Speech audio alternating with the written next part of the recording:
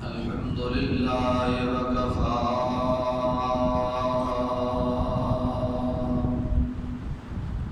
وسلام على عباده الذين اصطفى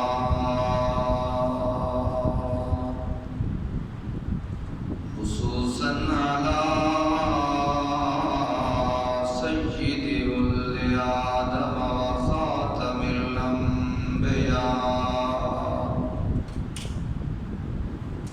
أما بعد فأعوذ بالله من الشيطان الرجيم. بسم الله الرحمن الرحيم.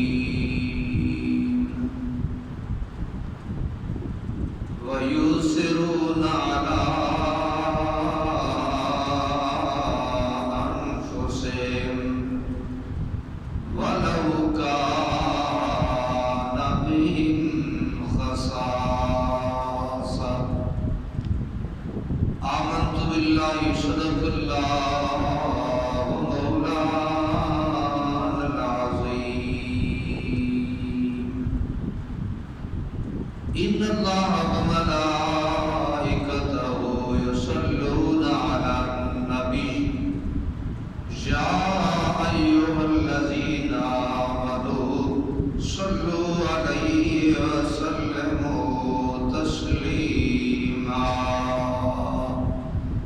اللهم صل على سيدنا ومولانا محمد وعلى آل سيدنا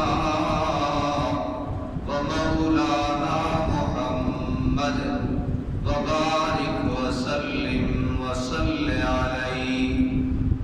الصلاة والسلام عليك يا سيدي يا رسول الله وعلى آلك وأصحابك يا حبيب الله. الصلاة والسلام عليك يا شفيع المذنبين وعلى آلك وأصحابك يا مكين قلوب المؤمنين.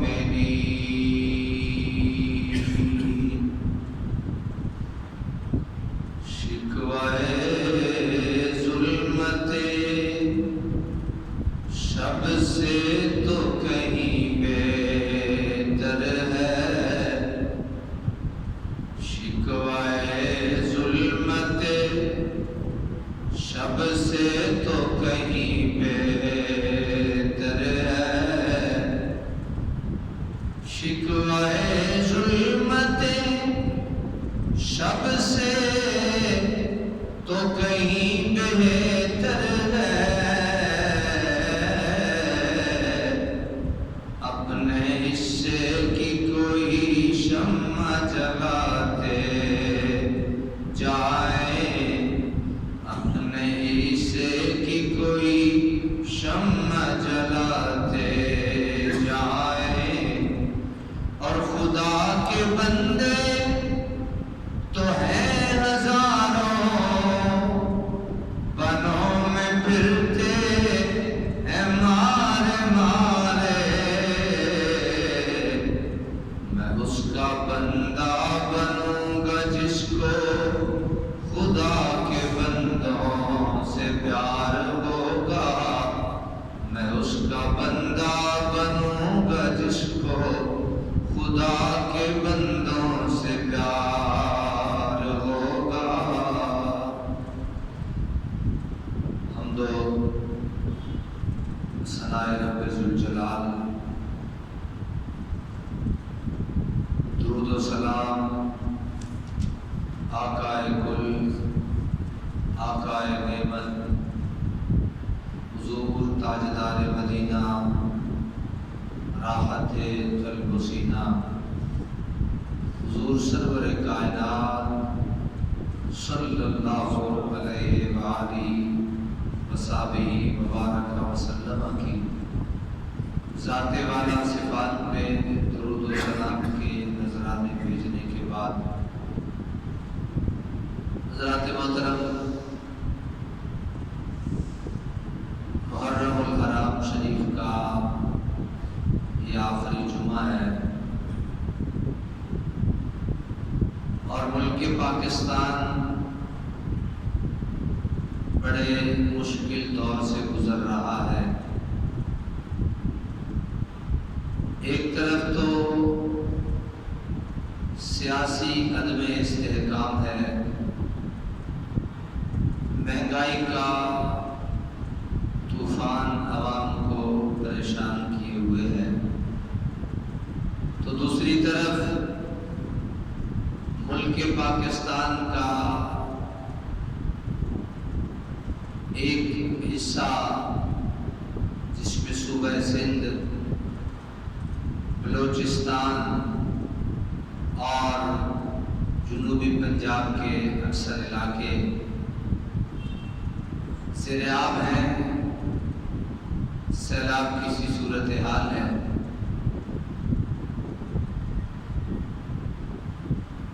جب مشکل گھڑی ہو اور ہمارے مسلمان بھائی ہوں اور ہمارے پاکستانی بھائی ہوں اور وہ مشکل کی گھڑی میں ہوں، تو ہماری ذمہ داری بنتی ہے کہ ہم اس دکھ اور تکلیف کی گھڑی میں اپنے مسلمان بھائیوں کی شان و بشانے کھڑے۔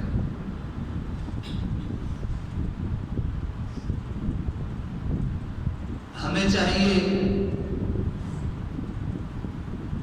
کہ ہم اپنے مسلمان بھائیوں کے لیے راشن کے حوالے سے بندوبست کریں، ان کے لیے خیموں کے بندوبست کریں، خوراک کے بندوبست کریں، ادویات کا انتظام کریں۔ اگر خود نہیں جا سکتے تو ایسی تنظیمیں جن پہ ہمیں اعتماد حاصل ہے، ہم ان تنظیموں کے ذریعے سے اپنی رزق حلال طیب میں سے مال و دولت، راشن، بستر اور ادویات کا بندوبست کر کے اپنے ان بے آسراؤ، بے گھر ماؤں، بہنوں، بچوں اور بھائیوں تک حصہ پہنچا سکتے ہیں۔ ہمارے ہاں ایک بڑی عجیب سوچ ہے، کچھ لوگ گھروں میں بیٹھے رہتے ہیں اور ان کی سوچ یہ ہوتی ہے کہ ہمارا تو کچھ نہیں گیا، ہمارے گھر میں تو سیلاب نہیں آیا، ہمیں تو کوئی دکھ تکلیف نہیں ہوئی۔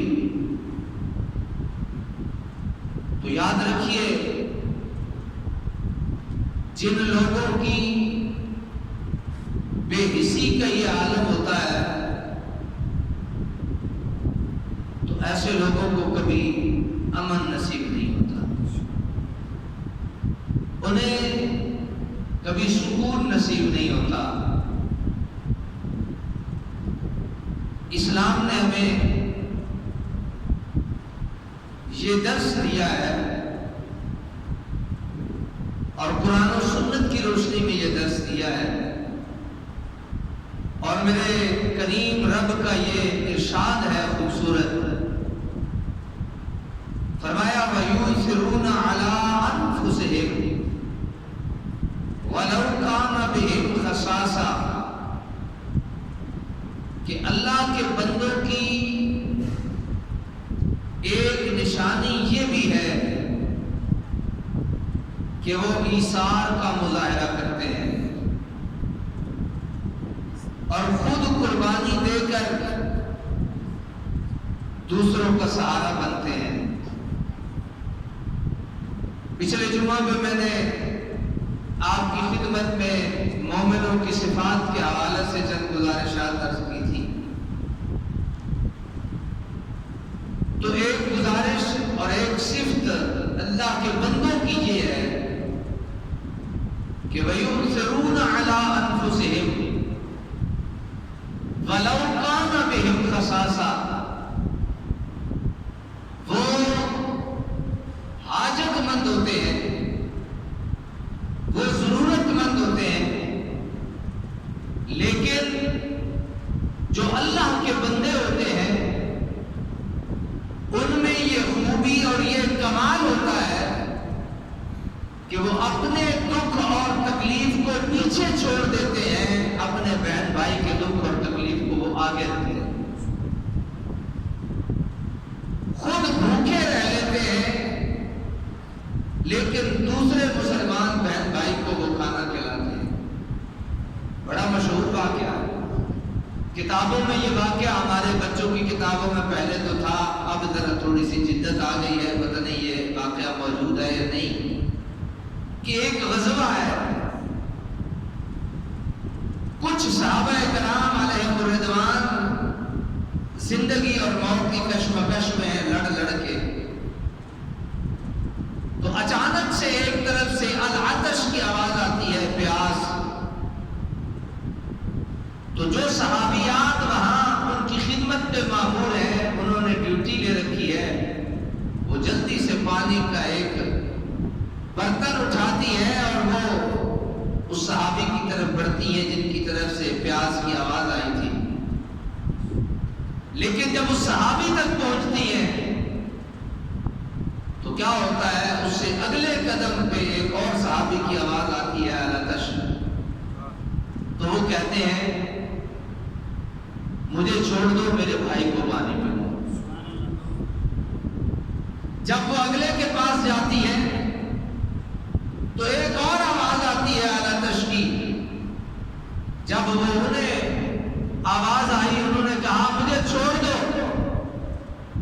میرے بھائی کو مجھ سے زیادہ پیاس لگی ہوگی، اسے پانی پلاؤ۔ جب وہ صحابیہ اس تیسرے صحابی کے پاس پہنچتی ہیں تو کیا دیکھتی ہیں کہ وہ اللہ کو پیارے ہو چکے ہیں، واپس پلٹی۔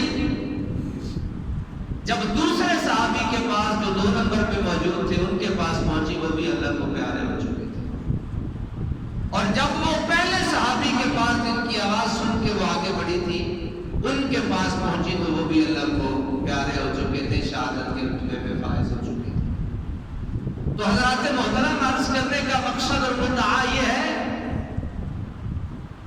اللہ نے بھی ہمیں، اللہ کے نبی نے بھی اور صحابہ نے عمل کر کے یہ ہمیں دکھایا ہے کہ ہم مرتے ہیں، مر جائیں، لیکن ہماری وجہ سے ہمارا ایک مسلمان بھائی بچ جائے، اس سے بڑی کوئی خوبی اور کمال نہیں۔ اس لیے تو رب ذوالجلال نے فرمایا وَيُؤْثِرُونَ عَلَىٰ أَنفُسِهِمْ وَلَوْ كَانَ بِهِمْ خَصَاصَةٌ، وہ اپنے آپ پہ دوسرے کو ترجیح دیتے ہیں، خود بھوکے رہ لیتے ہیں، خود پیاسے رہ لیتے ہیں، خود ہر تنگی اور دکھ اور تکلیف کو برداشت کر لیتے ہیں، لیکن اللہ کے بندوں کی یہ خوبی اور یہ کمال ہوتا ہے کہ وہ اپنے دوسرے مسلمان بھائی کو دکھ اور تکلیف میں اکیلا نہیں چھوڑتے۔ حضرات محترم، آپ جانتے ہیں کہ اللہ کے پیارے نبی حضرت محمد رسول اللہ صلی اللہ تعالی علیہ وآلہ وآصحابہ وبارک وسلم، آپ پہ اللہ تعالیٰ نے وحی نازل فرمائی، اور جب وحی آئی تو حضور سرور کائنات کے جسم اطہر پہ اس روگ کی وجہ سے کپ کپی طاری ہو گئی۔ آپ گھر تشریف لائے. مومنوں کی ماں حضرت سیدہ خدیجہ الکبریٰ رضی اللہ تعالیٰ عنہا، آپ سے میرے آقا نے فرمایا زملونی زملونی، مجھے چادر اڑا دو، مجھے چادر اڑا دو.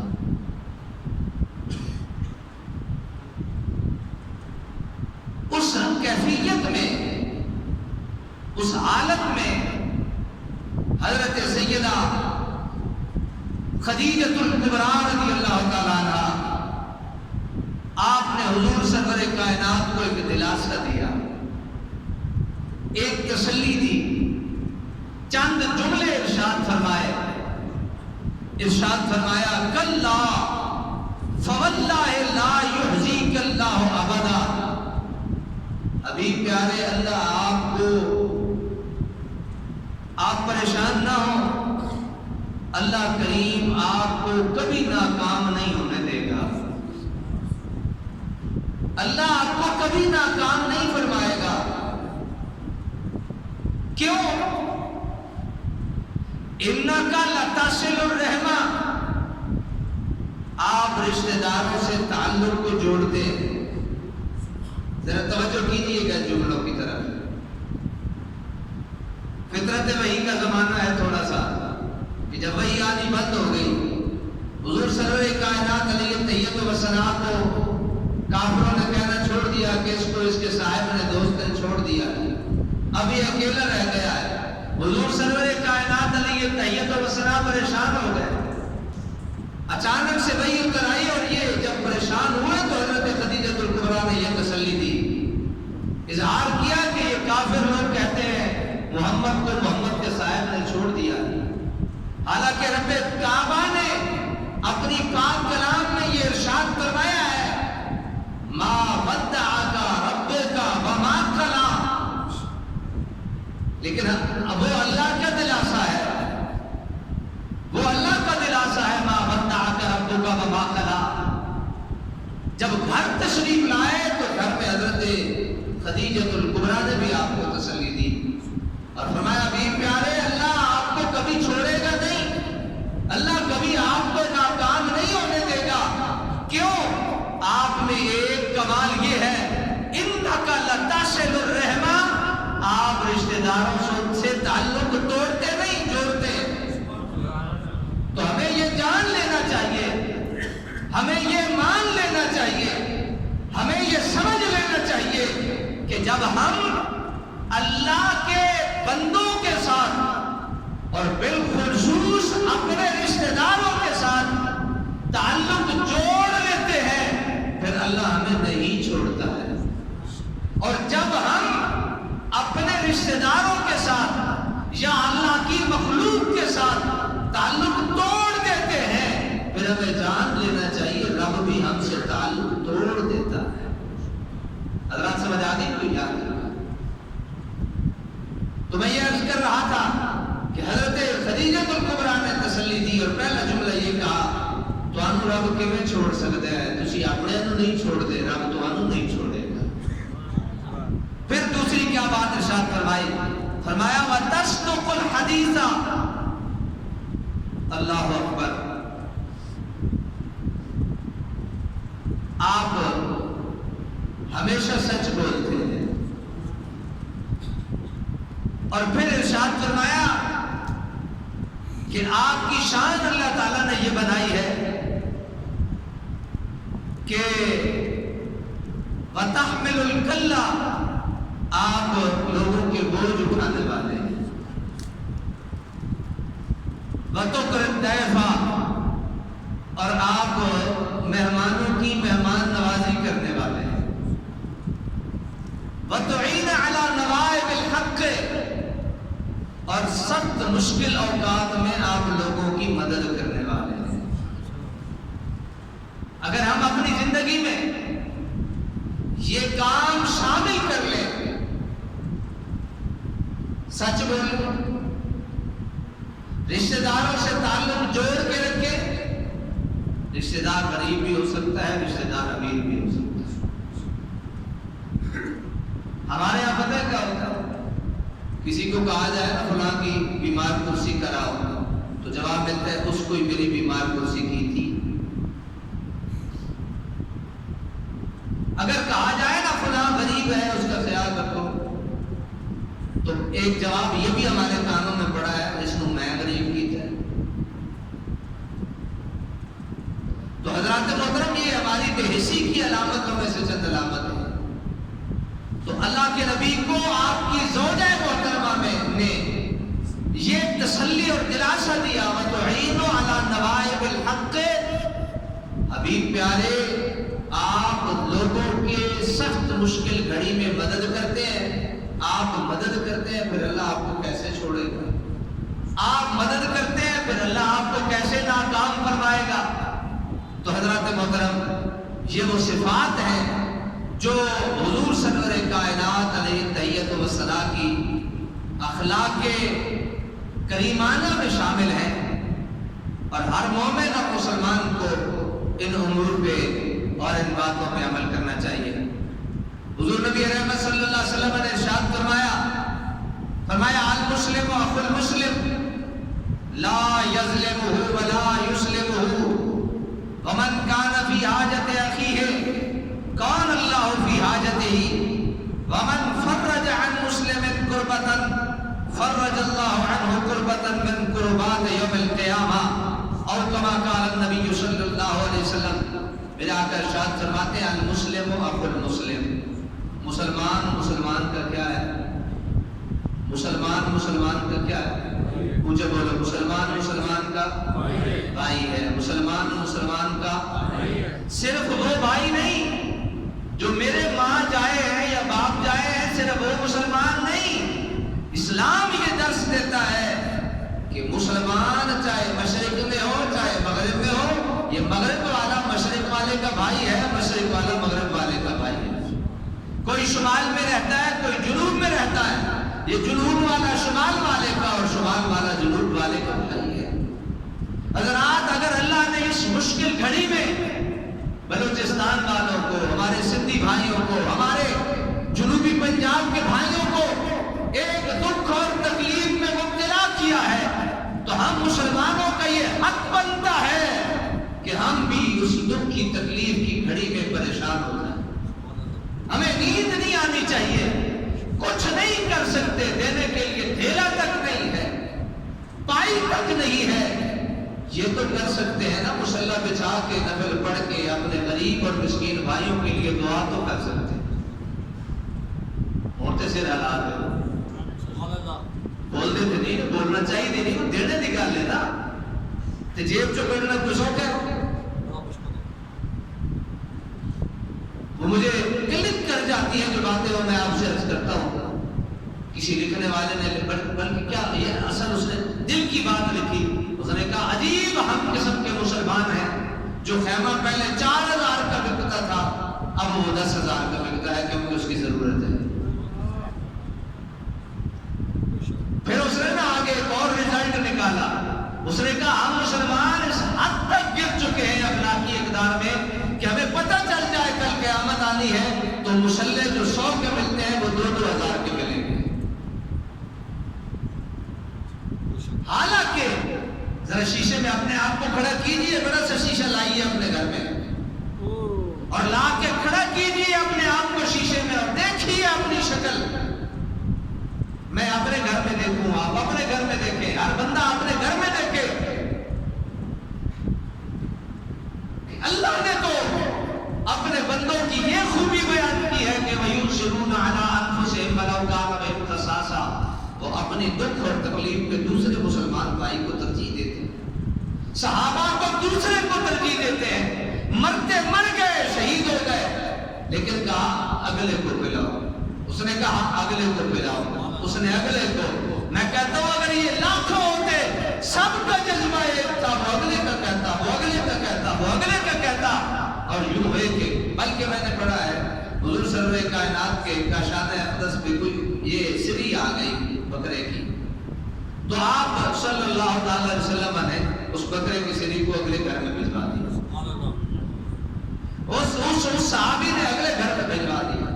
اس نے اگلے گھر میں بھجوا دیا. حضرات وہ سری پورے محلے سے ہوتی ہوئی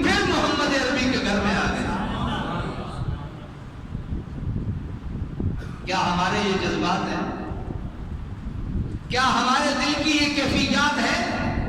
کیا ہم رات کو تڑپتے رہتے ہیں؟ کیا ہم رات کو دھڑکتے رہتے ہیں؟ کیا ہم اپنے غریب بھائیوں کے لیے وہ جذبات محبت رکھتے ہیں؟ ہم کر کچھ نہیں سکتے، لیکن تمہارے لیے دعا کرتے ہیں اللہ تمہاری مشکل کو آسان کرے۔ میں نے ایک تصویر دیکھی، میں تڑپ اٹھا۔ ایک جوان بچہ ہے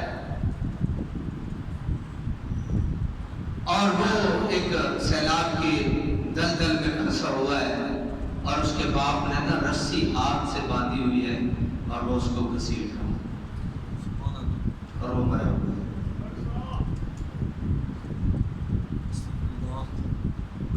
پتہ نہیں کتنے دن انہوں نے کھانا نہیں کھایا ہوگا، پتہ نہیں کتنے دن انہوں نے پانی نہیں پیا ہوگا۔ میرے ملک کے معصوم بچوں کا کیا حال ہوا ہوگا؟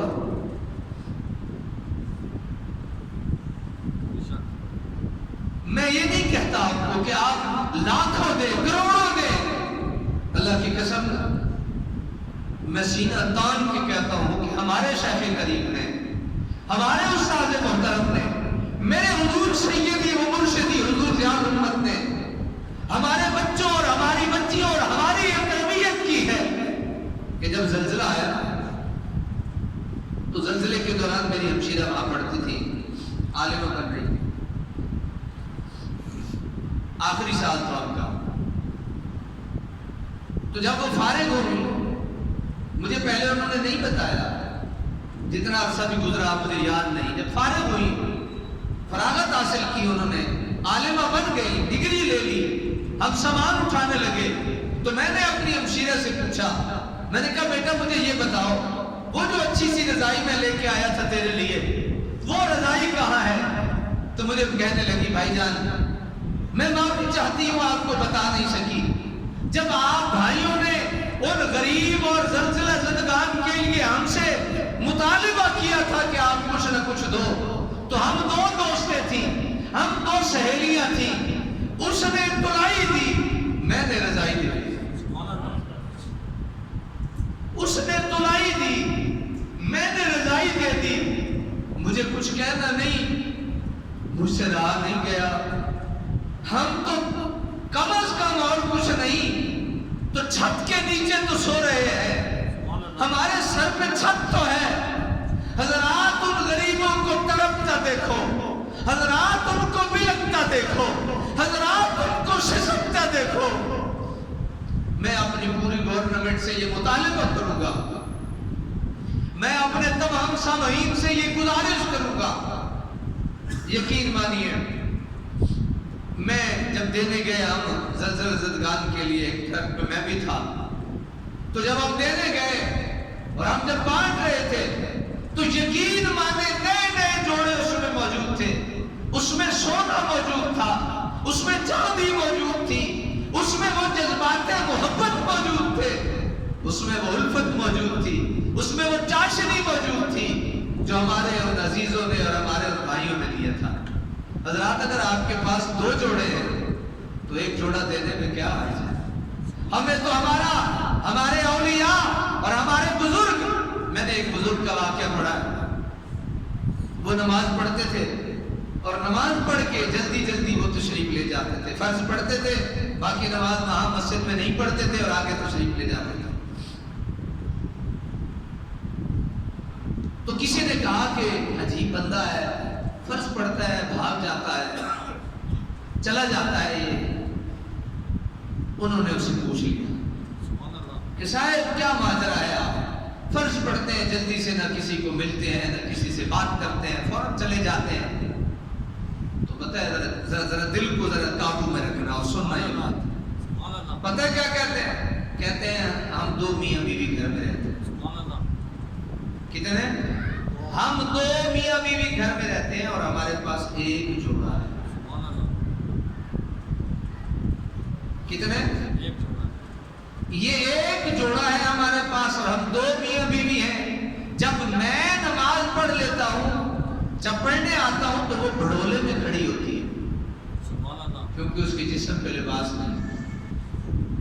اور جب میں نماز پڑھ کے جلدی اس لیے چلا جاتا ہوں تاکہ وہ بھی اسی وقت میں نماز پڑھ لے.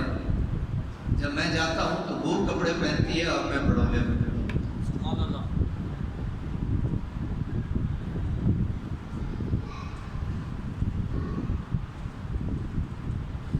حضرات جتنی لمبی تقریریں کر دی جائیں، جتنی لمبی باتیں کر دی جائیں، بلکہ حضور نبی رحمت صلی اللہ تعالی علیہ وسلم نے ابو داؤد شریف میں یہ حدیث مبارکہ ہے، بلکہ مسند امام احمد میں ہے. ابو داؤد کی بھی ایک حدیث ہے جس میں اللہ کے نبی صلی اللہ علیہ وسلم نے کچھ صحابہ راستے میں بیٹھے تھے تو انہیں بتایا کہ راستے کا حق دیا کرو. الطریق حق کا، راستے کا بھی آپ پہ ایک حق ہے اور یہ حق دیا کرو. تو وہ آپ نے فرمایا کہ صرف کسی راستے میں اگر بیٹھنا ہونا صرف کسی مظلوم کی داد رسی کے لیے بیٹھا کرو. بین لهم ان من حق الطریق اغاثہ الملہوف، کہ اگر راستے میں بیٹھنا بھی ہے نا تو صرف مظلوم کی مدد کے لیے بیٹھو. وتعید الملہوف وتعد الضال، ایک تو کسی کی مدد کے لیے اور دوسرا بیٹھنے کی وجہ آپ کے ذہن میں یہ ہونی چاہیے کہ کوئی راستہ بھٹک گیا ہے، بھول گیا، اس کو راستہ بتا دیں. ویسے آپ راستے میں نہیں بیٹھ سکتے. حضرات میرا کام ہوتا ہے بتانا، میرا کام ہوتا ہے بتانا، آپ کا کام ہوتا ہے عمل کرنا. دکان ہو نا دکان، آپ کی وہ دکان آپ نے کرائے پہ لے رکھی ہے، گلی آپ نے کرائے پہ نہیں لے رکھی. بات آ گئی نا. میرا کام ہے آپ کو تربیت دینا. جو اللہ کی نبی کی حدیث پہ عمل کرے گا وہ کامیاب ہو جائے گا اور جو عمل نہیں کرے گا وہ ناکام ہو جائے گا. اور ہمارے کاروباروں کی ناکامی کی ایک وجہ یہ بھی ہے کہ اس راستے کے معاملے میں ہم نے اللہ کے نبی کی سنت کو چھوڑ رکھا ہے. اور ایک دن نا میں نے اپنے کانوں سے سنا، اپنے کانوں سے سنا، ایک بی بی گزر رہی تھی تو وہ کہتی ہیں اگر ہمارے ان بھائیوں نے راستوں میں بیٹھنا ہے پھر ہم کہاں سے گزرے. صرف دو وجہ سے راستے میں بیٹھا جا سکتا ہے. ایک کسی بھولے ہوئے کو راستہ دکھانے کے لیے، یہ جنگلوں کے معاملات ہیں، شہروں کے معاملات نہیں. اور دوسرا یہ جنگلوں کے جو راستے ہوتے ہیں نا ان کی بات. اور دوسرا کسی غریب اور مسکین کی مدد کرنے کے لیے بندہ بیٹھ سکتا ہے ورنہ نہیں. میں آپ سے گزارش کروں گا آپ کے پاس صرف دکان کرائے پہ ہے، دکان کا تھڑا آپ کے پاس کرائے پہ نہیں ہے.